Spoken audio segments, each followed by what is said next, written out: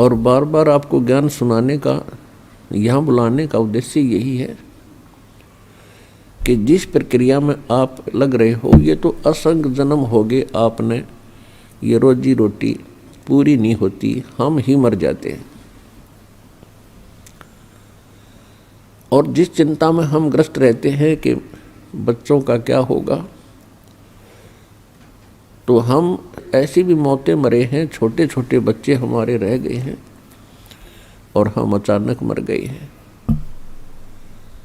तो फिर भी उनके साथ जो होना था वही हुआ, क्योंकि उनकी जो किस्मत में लिखा था। तो इसी प्रकार आप जिस समाज में रह रहे हो, वहाँ केवल यही पढ़ाई पढ़ रहे हैं कि केवल बच्चों को पढ़ा दो, लिखा दो, इनका विवाह कर दो, फिर भगवान इनको संतान दे, इनका रोजगार लग जाए, फिर हम मर जाऊं, बेसिक नो प्रॉब्लम।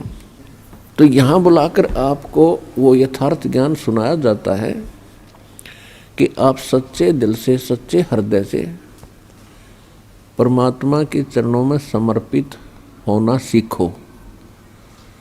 और इस ज्ञान से आपको विश्वास भी होगा कि जब हम परमात्मा की शरण में आ जाएंगे तो हमारी आयु भी बढ़ेगी, हमारा कोई ऐसा संस्कार होगा मृत्यु का, वो भी ठीक होगा, वो परमात्मा टाल देगा। और फिर आप अपने बच्चों को भी ठीक संभाल सकोगे। यदि परमात्मा का साथ नहीं है, आप चाहे कितनी टेंशन बनाए रखो, हे भगवान कहीं ऐसा ना हो जाए, ऐसा ना हो जाए, वो जो होना हो तो होगा ही होगा। लेकिन इस समर्थ की शरण में आने के बाद फिर ये बलाएं टलेंगी। अब जब दुखी हो जाता है राजा भी, क्योंकि राजा को तो हम गणाए तगड़ा मानते हैं, समर्थ मानते हैं राजा को। राजा लोग भी जब दुखी होते हैं कोई पारिवारिक समस्या से, शारीरिक समस्या से, या कोई राजकाज की समस्या से, और उनके वश से बाहर हो जाता है, तो वो भी भगवान के सामने ही याचना करते हैं। तो इस ज्ञान से आपको ये पता चलेगा कि परमात्मा की आवश्यकता हमने कितनी है। और अब हम भूल चुके थे, भगवान भगवान भगवान याद था, नाम नाम, लेकिन हम अपने दैनिक कार्य को ही प्राथमिकता देते थे और अपनी सूझबूझ से सभी कोशिश कर रहे हैं। और सभी की यही चेष्टा होती है कि कोठी बनाऊं, कार बनाऊं और घने पैसे इकट्ठे कर लूं, घने प्लाट ले लूं या ज़मीन खरीद लूं। लेकिन कितने तो ये आप कर पा रहे हो? आपकी रोजी रोटी भी मुश्किल से चल रही है।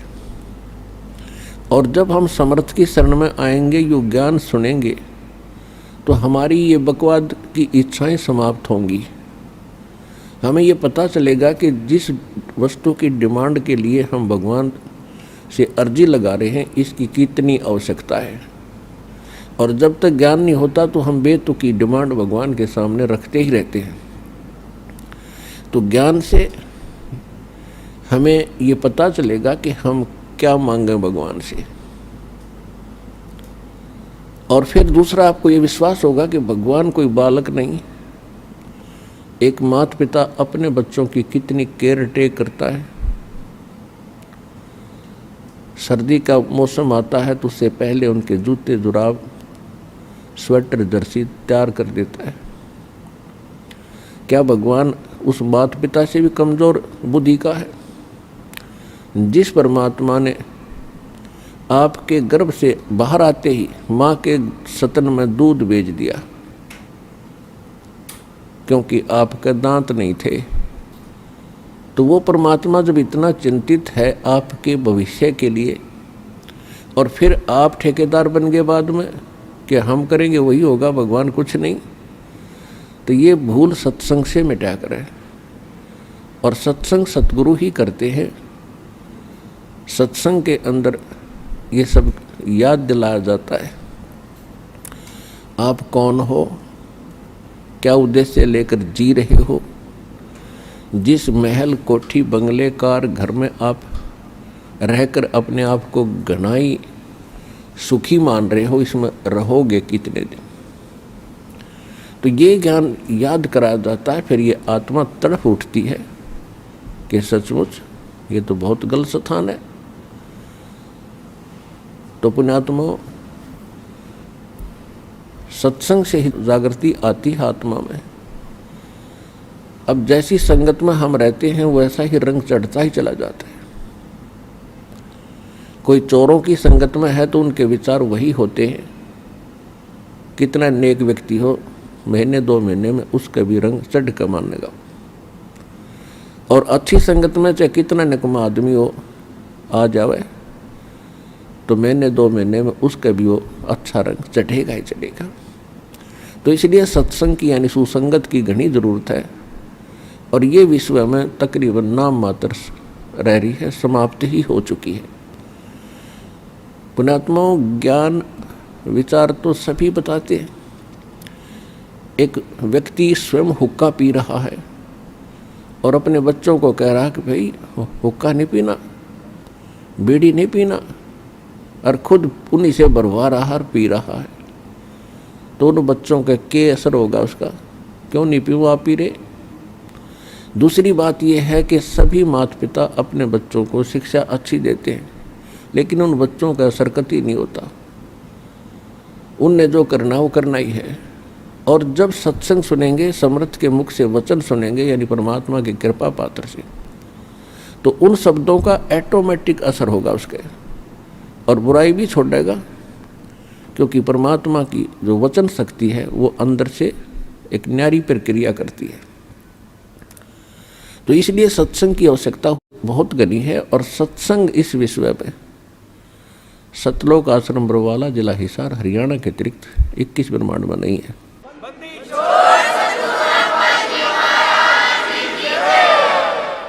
अब उस सत्संग के माध्यम से इस आत्मा को जगाया जाता है, कथा कहानी सुना के, जो सत्य होती हैं और हमारे लिए बहुत घनी उपयोगी होती हैं। हमें मार्गदर्शन मिलता है। हम परमात्मा से मांगते हैं, निर्धन मांगता है धन घना हो भगवान, क्योंकि उसने वही घना बड़ा दुख मान लिया, वही संकट बड़ा मानता है कि मेरे पास धन नहीं। जिनके पास धन है उनसे पूछकर देखो वो कितने सुखी हैं। और परमात्मा क्या बताना चाहते हैं कि इस झूठे सुख को सुख कहे, ये मान रहा मन मोदे, ये सकल चबीना काल का, भाई कुछ मुख में कुछ गोदे। कबीर ये माया अटपटी, सब घट आन अड़ी, किस किस को समझाऊं ये कुएं भांग पड़ी। कबीर इस संसार को समझाऊं के बार, ये पूछ पकड़ के भेड़ की उतरा चावे पार। भेड़ पूछ को पंडित पकड़, ये बादो नदी बिहंगा, गरीब दास वो भवजल डूबे, जिन नहीं साध सत्संगा। अब क्या बता रहे हैं परमात्मा कि इस 21 ब्रह्मांड कुआं है ये काल का, ब्रह्म का। इसने 21 ब्रह्मांड के अंदर ये माया की भांग डाल दी और इस जल को सभी ने पी रखा है। और सभी की एक जैसी वृत्ति है, एक जैसा स्वभाव है, एक जैसी क्रियाएं हैं। अब जैसे शराब के ठेके से चाहे 20 व्यक्ति शराब पी कर आ रहे हों, तो 20 के 20 की एक जैसी गतिविधि, एक जैसा चाल, टेढ़ी मेढ़ी नुकीता की पैर टक्के, एक जैसी भाषा बोली होती है। और वो भाषा एक जनसाधारण से विरुद्ध होती है, विपरीत होती है, वो नहीं होती है। और जब उनकी वो शराब उतर जाती है, नशा उतर जाता है, तो फिर वो कितनी अच्छी तरह चलते हैं, कितना नेक भाषा बोलते हैं। तो ठीक इसी प्रकार जहाँ सत्संग नहीं है, सत्संग इस काल की माया के भांग को उतारने के एंटीबायोटिक कैप्सूल हैं और वो केवल सतलोक आश्रम बरवाला से ही प्राप्त है और कितने ये है नहीं। दूनी भांग चढ़ावा दूसरे तक। अन्य संतों के आप सत्संग सुनते हो, वो क्या बताते हैं कि एक बीज मंत्र दे दिया आपको, 5100 रुपये तो मुझे दे और ये बीज मंत्र तुझे करोड़पति बना देगा। तो बुद्धि इतनी कमजोर होगी कि शराब जिसने भांग पी रखी हो, जिसकी बुद्धि काम ही नहीं करती, तो उनकी अकल यहाँ काम नहीं करती कि आपको करोड़पति बनाना चाहता है ये महात्मा और आपसे 5100 रुपये ले रहा है, तो ये खुद क्यों ना बन जाए करोड़पति, क्या जरूरत फिर इसने मांगने की। तो वो तो भांग दूनी प्यावे हैं, वो काल की भांग उतारते नहीं, वो तो दूनी चढ़ावे हैं और यहाँ वो भांग उतारी जाती है। अब परमात्मा कहते हैं कबीर इस संसार को समझाऊं कै बार, ये पूछ पकड़ के भेड़ की उतरा चावा पार। या तो भक्ति करते नहीं और करते हैं तो वो करते हैं जो शास्त्र विपरीत है, जो हमारे सदग्रंथों में प्रमाणित नहीं है और उससे कोई लाभ होने वाला नहीं है। तो वो जो शास्त्र विधि को त्याग कर मनमाना आचरण, मनमानी पूजाएं की जाती हैं, उसके विषय में बताया है कबीर इस संसार को समझाऊं कै बार, ये पूछ पकड़ के भेड़ की और उतरा चाव पार। दरिया से पार होना हो जिसमें बहुत तेज पानी चल रहा हो और उससे पार होने की विधि कोई मूर्ख ये कहे कि ये भेड़ ले जा और इसकी पूछ पकड़ कर दरिया में कूद जाओ, ये तुझे परले पार कर देगी, तो ये साधन ठीक नहीं, ये बिल्कुल गलत है। तो इसी प्रकार जो शास्त्र विधि त्याग कर मनमाना आचरण, मनमानी पूजाएं कर और करवा रहे हैं, वो भेड़ की पूछ पकड़े बैठे हैं और जाना है संसार सागर से परले पार। तो संसार सागर से परले पार होने के लिए हमें नौका की आवश्यकता पड़ेगी, समुद्री जहाज की आवश्यकता पड़ेगी या वायुयान की आवश्यकता पड़ेगी, तभी हम जा सकेंगे। तो यहाँ गरीबदास साहिब जी परमात्मा के ज्ञान से परिचित होकर के फिर हमें क्या समझा रहे हैं कि भेड़ पूछ को पंडित पकड़े ये बादो नदी बिहंगा, गरीबदास वो भव जल डूबे जान नहीं साध सत्संगा। भादुआ के अंदर बहुत वर्षा होती है और दरियाएं अपनी चरम सीमा पर बह रही होती है, उनका जल भंवर पड़ते हुए चल रहा होता है, बह रहा होता है। कहते हैं ये संसार रूपी एक ऐसी दरिया है जिसमें बहुत भयंकर भंवर भी पड़ रही हैं और बहुत गहरा जल है। इससे पार होने के लिए ये पंडित यानी विद्वान पुरुष भेड़ की पूंछ पकड़े बैठे हैं और हमें भी यही सलाह दे रहे हैं। शास्त्र विधि त्याग कर मनमानी पूजाएं कर रहे हैं, ये ब्रह्मा विष्णु महेश के आश्रित होकर के और पूर्ण मोक्ष की आशा लगाए बैठे हैं। ये भेड़ पूंछ को पकड़ रखा है और भादो नदी बिहंगा, ये विकराल रूप धारण करके संसार रूपी सागर में हम घूम रहे हैं और गरीबदास व भवजल डूबे, इस संसार रूपी इस सागर में ये यही डूब जाएंगे, पशु पक्षियों की योनि प्राप्त करेंगे। जहाँ नहीं साध सत्संगा, जिनको संत का सत्संग नहीं प्राप्त होता, तो वो गरीबदास वो भवजल डूबे जहाँ नहीं साध सत्संगा। तो आप जी के ऊपर कितनी कृपा उस परमपिता की और आप कितने कृपा पात्र उस भगवान के। सभी बहन बेटी भाई बुजुर्ग बालक बच्चे, आपकी किस्मत का अंदाज़ा लगाया नहीं जा सकता।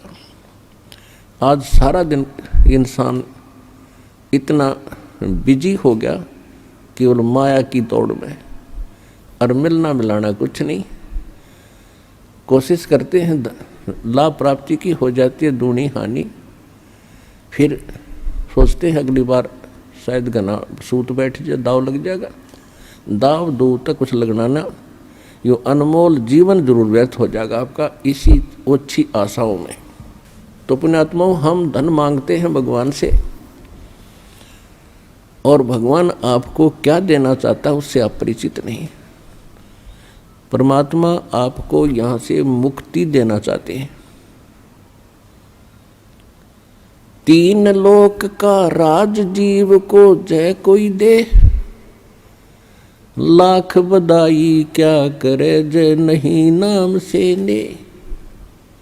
यदि आप तो एक छोटा मोटा प्लाट अच्छे से शहर में प्राप्त करके अपने आप को धन मान लेते हैं कि करोड़पति हो गया, जिनके पास भक्ति नहीं है, सत्य भक्ति, ये नकली भक्ति यूजलेस है। जिनके पास सत्य भक्ति नहीं है, उसको चाहे और भक्ति बिल्कुल ना करता हो या सत्य भक्ति ना हो, उसको चाहे 3 लोक, पूरी पृथ्वी, पूरा स्वर्ग और पाताल, इन तीनों लोक का भी राज दे दे, और उसको क्या बधाई दे रहे हो।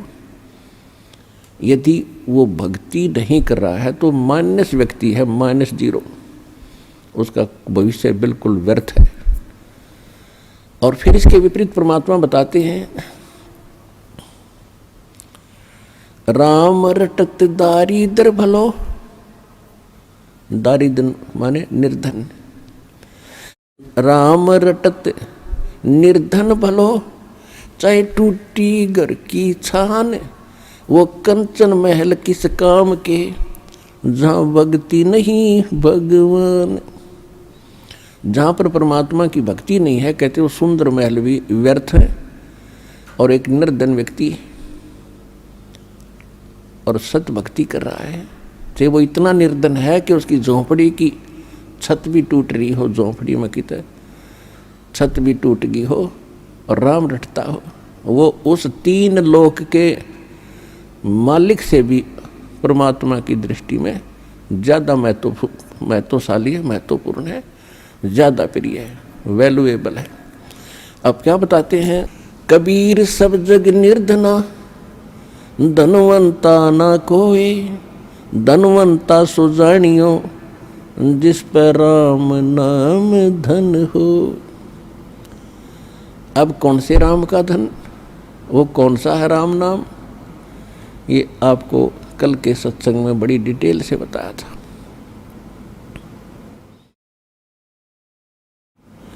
आज आपको सुनाएंगे